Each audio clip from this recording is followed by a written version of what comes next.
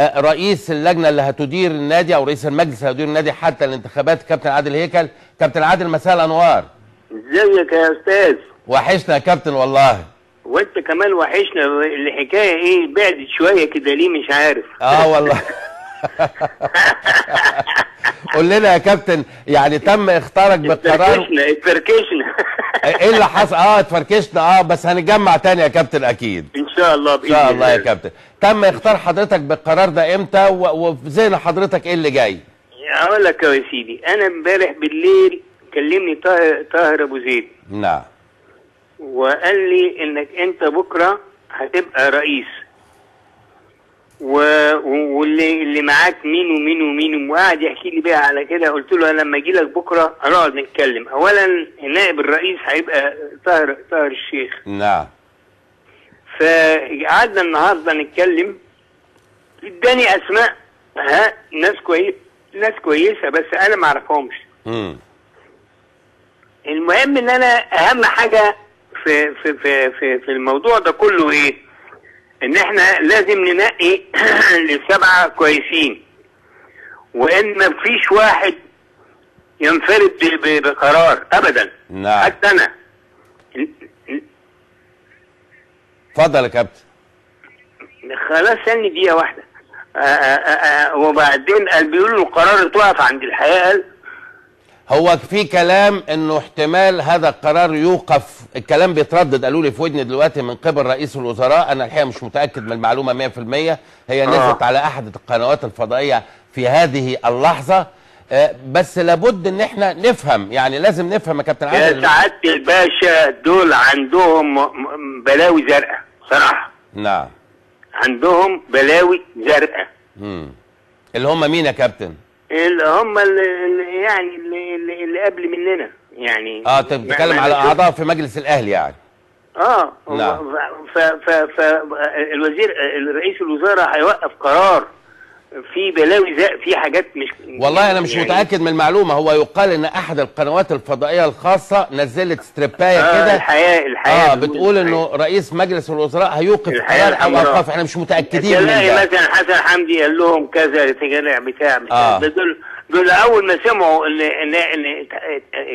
ان هم مشوا واحنا جينا، رجعوا بالعربيات على النادي مره ثانيه. هو على اي حال. بص، على اي حال انا نعم. شخصيا اتولدت في النادي الاهلي وهموت في النادي الاهلي. طبعا ربنا يديك. احنا في خدمه النادي الاهلي، وبنخدمها بنظافه، بنخدمها عشان خاطر هي خدمتنا ووصلتنا للي احنا فيه. بالظبط.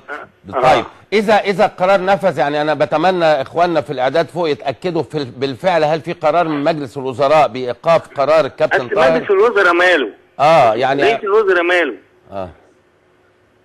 وبعدين دول قعدوا 3 اشهر زياده. بالظبط. قعدوا 3 اشهر زياده عن. وبعدين المذكره اللي راحت عند رئيس الوزراء دي تلغي.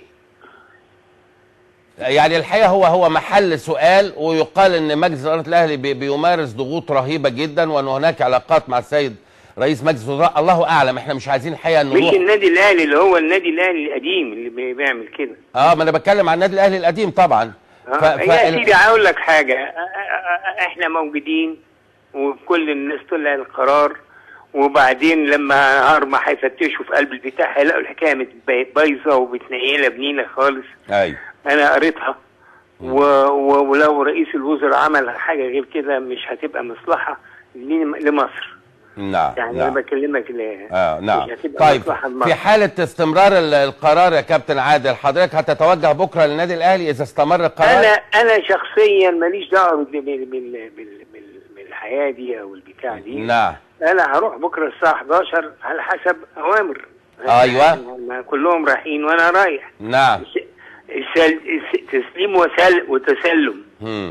بتوع الجماعه بتوع مديريه شباب والرياضه. مديريه شباب والرياضه جاي عشان تسلمنا البتاع ده وبالاختام بكل حاجه. بس يعني اذا حضرتك في جميع الاحوال متوجه في الصباح الى النادي الاهلي وفقا لما اخطرت به من جانب وزير الرياضه لتسلم اداره النادي الاهلي. واخترت بيه واخترت بيه بتاع ده بورقه رسمي، بورق رسمي من وزير الرياضه. من وزير الرياضه بناء على ان هو وقفهم لحاجات ما اقدرش اقولها بالتليفون. لا، ما احنا قلنا الاسباب اللي هو اعلنها بالفعل، وخلينا ننتظر الساعات القليله القادمه ان شاء الله وتكون الامور مستقره يا كابتن عادل.